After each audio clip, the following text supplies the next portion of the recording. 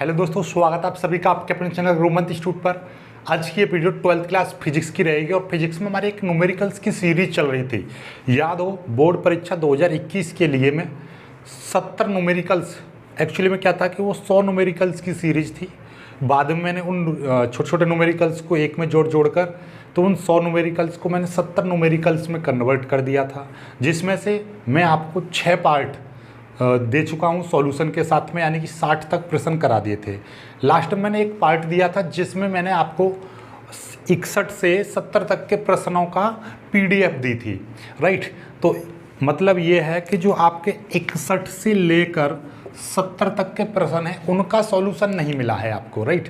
तो आज मैं बात करूँगा 61वें प्रश्न की और आज 61वें प्रश्न को सॉल्व करूँगा मैं, राइट। तो 61वां प्रश्न है क्या? 61वां जो प्रश्न है वो बेसिक तौर पर एक डेरिवेशन टाइप का है, तो उसको देखते। काफ़ी ज़्यादा इंपॉर्टेंट और बहुत ज़्यादा यूजफुल प्रश्न है। ये देखिएगा कैसा प्रश्न है। 61वां प्रश्न क्या कह रहा है कि एक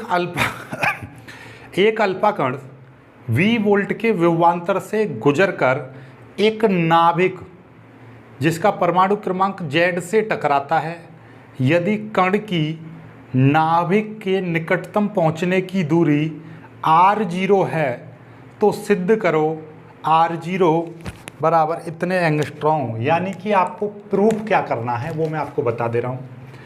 ये क्वेश्चन कह रहा है, चलो मैं क्वेश्चन को ही लिख दे रहा हूँ, राइट।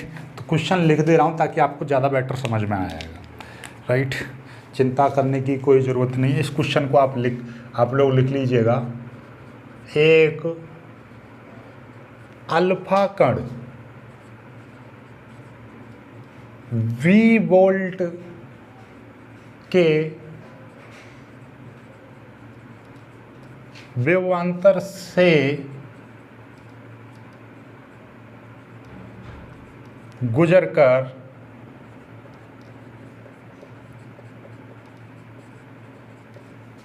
एक नाभिक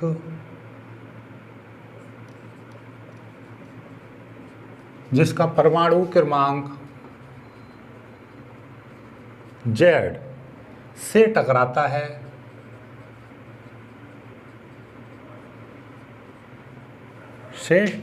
है, यदि कण की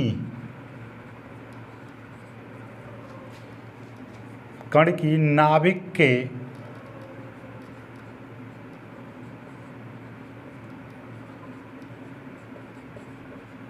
निकटतम पहुंचने की दूरी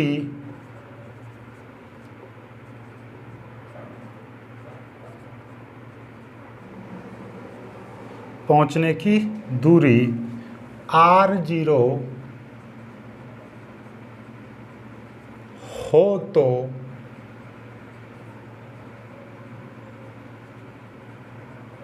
सिद्ध करो r0 बराबर 14.4 बट्टे V Z एंगस्ट्रॉम। ये है बहुत ही प्यारा और इम्पोर्टेंट डेरिवेशन है कि आपको एक क्या दे रखा है यहाँ पर। एक अल्फा कण है जिसको V वोल्ट से विभवांतर से गुजार कर, यानी कि एक अल्फा कण को V वोल्ट से त्वरित किया जाता है। सिंपल सी बात ये है। तो मैं मान के चल रहा हूँ कि भाई कि ये आपका एक अल्फा कण है, राइट। ये अल्फा कण, तो छोटा लेता हूँ, ये अल्फा कण है आपका, ओके। और ये एक यहाँ पर क्या है, नाभिक है। एक परमाणु है, परमाणु जिसका क्रमांक जो है कितना है, इसका क्रमांक Z है, ओके। ये परमाणु है जिसका क्रमांक Z है। इससे ये जो है यहाँ से त्वरित होकर आता है, तो हमें ये दिखानी है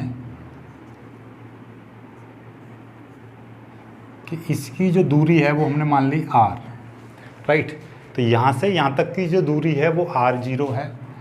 तो ये कंडीशन आपको प्रूफ करना है कि यदि अल्फा कण v वोल्ट के विभवांतर से गुजरकर एक नाभिक से टकराता है, v वोल्ट से इसको त्वरित कर दिया जाए और ये इससे टकराए, तो यदि कण की नाभिक के निकटतम पहुंचने की दूरी r0 है, तो सिद्ध करना है कि r0 बराबर कितना होगा 14.4 बट्टे v जेड एंगस्ट्रॉम। ये जो दूरी है वो इतनी होगी, राइट।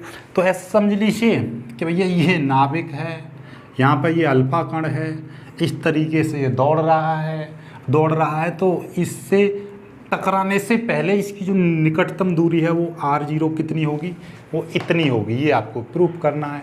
तो ये अल्फा कण दबादब किधर भाग रहा है, ये अल्फा कण आपका इससे टकराने के लिए इधर की ओर आ रहा है, ठीक है। ये इस तरीके से ये समझ में आ गई, ये अल्फा कण है, ये इधर की ओर आ रहा है इससे टकराने के लिए, इसकी न्यूनतम दूरी r0 है, तो r0 का मान इतना प्रूफ करना है आपको। ओके, चलिएगा।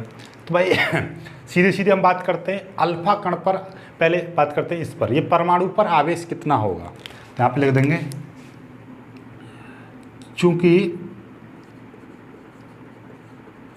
परमाणु का क्रमांक Z है, तो परमाणु पर आवेश वो Q1 मान ले रहा हूँ, तो कितना हो जाएगा ZE हो जाएगा। क्यों? क्योंकि यदि मेरे पास में, जैसे मैं कहता हूँ ये सोडियम है, राइट, तो सोडियम में कितने क्रमांक है, इसका 11 है, तो इसका आवेश कितना हो जाएगा 11E, यानी कि 11 गुणा 1.6 गुणा 10⁻⁻19। क्यों? क्योंकि इसमें 11 इलेक्ट्रॉन हैं, जितना क्रमांक होगा उसमें उतने ही इलेक्ट्रॉन होंगे, और जितना एक इलेक्ट्रॉन पर इतना आवेश होता है तो 11 पर कितना होगा 11 की गुणा। तो ठीक उसी प्रकार से एक परमाणु है हमारे पास में, तो भाई परमाणु का क्रमांक Z दे रखा है। ये रहा, यदि एक ऐसे नाभिक से टकराता है, ये एक नाभिक है, ऐसा समझ लो, ये क्या है नाभिक, जिसका परमाणु क्रमांक कितना Z है। तो भाई इस परमाणु क्रमांक Z है, तो परमाणु पर आवेश कितना हो जाएगा, इतना हो जाएगा। या सीधे इस नाभिक पर आवेश, नाभिक पर बोलो, इस नाभिक पर आवेश कितना हो जाएगा ZE, 2 नहीं है, Z है। ओके, चलिएगा, यहाँ तक तो कोई दिक्कत वाली बात नहीं है। अब हमारे पास अल्फा कण है, तो अल्फा कण पर आवेश कितना हो जाएगा, वो मैं Q2 मान ले रहा हूँ। आप जानते होंगे कि इलेक्ट्रॉन पर जितना आवेश होता है उसका 2 गुना आवेश होता है आपका किस पर, अल्फा कण पर। ओके, तो अल्फा कण पर आवेश कितना हो जाएगा 2E, और नाभिक पर आवेश ZE। Okay, no problem. अब यहाँ से हम बात कर रहे हैं कि इस अल्फा कण को V वोल्ट से त्वरित किया जाए तो इसकी ऊर्जा कितनी होगी, क्योंकि सीधे बोला V वोल्ट के विभवांतर से गुजरने पर अल्फा कण पर ऊर्जा कितनी होगी। तो मैं यहाँ पे ले दे रहा हूँ V विभवांतर से गुजरने पर अल्फा कण पर ऊर्जा, वो मैं K मान ले रहा हूँ, कितनी होगी ऊर्जा। सीधी याद हो तो किसी भी चीज़ को, यानी अल्फा कण को V वोल्ट से त्वरित करते हैं तो उस पर जो ऊर्जा होती है वो कितनी होती है, विभवांतर इंटू आवेश। क्या होता है, ऐसे बोल देंगे हम, विभव इंटू उस पर आवेश की मात्रा। तो विभव कितना होगा, विभव उस पर V होगा और आवेश कितना होगा 2E, तो कितना, इतना आ जाएगा उसका, ठीक है, ऊर्जा इतनी आ गई। V, या नॉर्मली देखा जाए तो K बराबर हम VQ लिखते हैं, तो यहाँ पर आवेश की जगह पर क्या आ जाएगा 2E आ जाएगा आवेश की जगह, क्योंकि अल्फा कण पर जो आवेश है वो कितना होगा 2 इलेक्ट्रॉन के बराबर। तो यहाँ पर आवेश की जगह पर कितना आ जाएगा 2E आ जाएगा, सिंपल सी बात है। ओके, अब क्योंकि ये देखना जरा, ये नाभिक है, ये अल्फा कण है, दोनों पास पास रखे हुए हैं, तो इनकी स्थितिज ऊर्जा भी होगी कुछ ना कुछ। भाई 2 आवेश जब पास में आते हैं तो उनकी ऊर्जा भी होगी, तो यहाँ पे उनकी स्थितिज ऊर्जा निकाल दे रहा हूँ। तो दोनों के बीच, या नाभिक और अल्फा कण के बीच स्थितिज ऊर्जा, यहाँ पे लिख दे रहा हूँ, नाभिक और अल्फा कण के बीच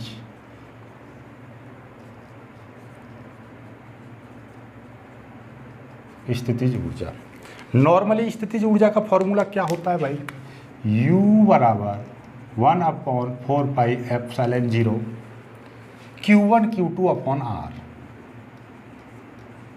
ये हो जाएगा। चलिएगा, कोई दिक्कत वाली बात नहीं है। तो U बराबर 1/4πε0 Q1 की जगह पे नाभिक Q1 पे, यानी कि इस नाभिक पर आवेश कितना ZE इंटू Q2 यानी कि अल्फा कण पर आवेश कितना 2E, R कितना हो जाएगा R0, दोनों के बीच की दूरी कितनी R0। ओके, ये यहाँ तक तो कोई दिक्कत वाली बात नहीं है। तो U बराबर कितना हो जाएगा 1/4πε0 2ZE² ओके, एक ऊर्जा ये निकल आई। अब देखना जरा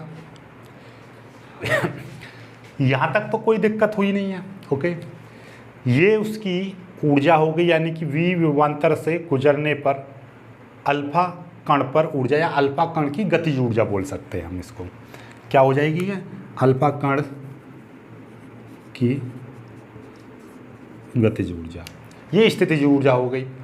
तो रदरफोर्ड का सिद्धांत था कि रदरफोर्ड का अल्फा कण विकिरण आपने सुना होगा कि जब स्वर्ण पत्र के नाभिक पर अल्फा किरणों की जब बमबारी की तो कुछ किरणें सीधी निकल गईं, कुछ अपने मार्ग से विक्षेपित हो गई, कुछ जैसे गई वैसे ही वापस लौट आई। तो ये वही अल्फा कण है और ये वही नाभिक है। तो ये जो नाभिक है और ये अल्फा कण वही वाला अल्फा कण है। अल्फा कण की जब बौछार करते हैं किसी नाभिक पर, स्वर्णपत्र के नाभिक पर, तो रदरफोर्ड ने ये बताया था कि अल्फा कण की गतिज ऊर्जा और अल्फा कण और नाभिक के बीच की स्थितिज ऊर्जा के मान सदैव बराबर रहते हैं। ठीक है, ये कैसे रहते हैं, बराबर रहते हैं। तो हम यहाँ पे लिखेंगे रदरफोर्ड के अनुसार, क्या,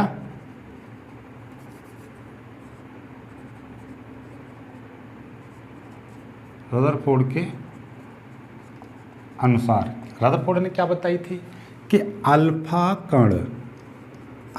कण की गतिज ऊर्जा, अल्फा कण की गतिज ऊर्जा किसके बराबर रहती है, अल्फा कण और नाभिक के बीच की स्थितिज ऊर्जा के बराबर होती है। अल्फा कण और नाभिक के बीच की स्थितिज ऊर्जा किसने बताई थी वाली बात कि अल्फा कण की गतिज ऊर्जा सदैव अल्फा कण और नाभिक के बीच की स्थितिज ऊर्जा के बराबर होती है। कुछ टीचर्स क्या कहते हैं कि ये दोनों ऊर्जा को बराबर रख लो, है तभी होगा डेरिवेशन। एक्चुअली में बराबर रखना, क्यों रख रहे हैं बराबर, ये भी तो पता होना चाहिए।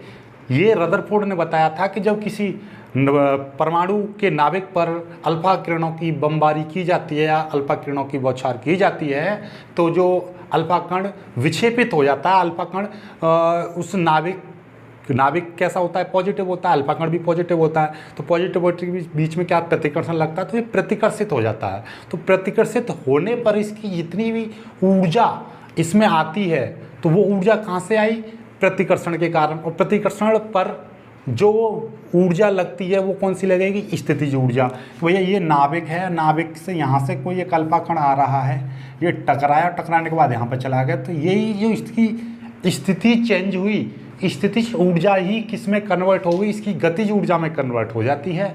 तो इसीलिए हम कहते हैं कि जो स्थितिज ऊर्जा है वही उसकी गतिज ऊर्जा में परिवर्तित हो जाती है। तो स्थितिज ऊर्जा उसके गतिज ऊर्जा के बराबर होती है। ओके, चलिएगा, तो ये आ गया। अब इसकी ऊर्जा कितनी है, V × E 2E, और ये ऊर्जा कितनी है 1/4πε0 2z² बट्टे R0, ये चीज़ आ जाएगी।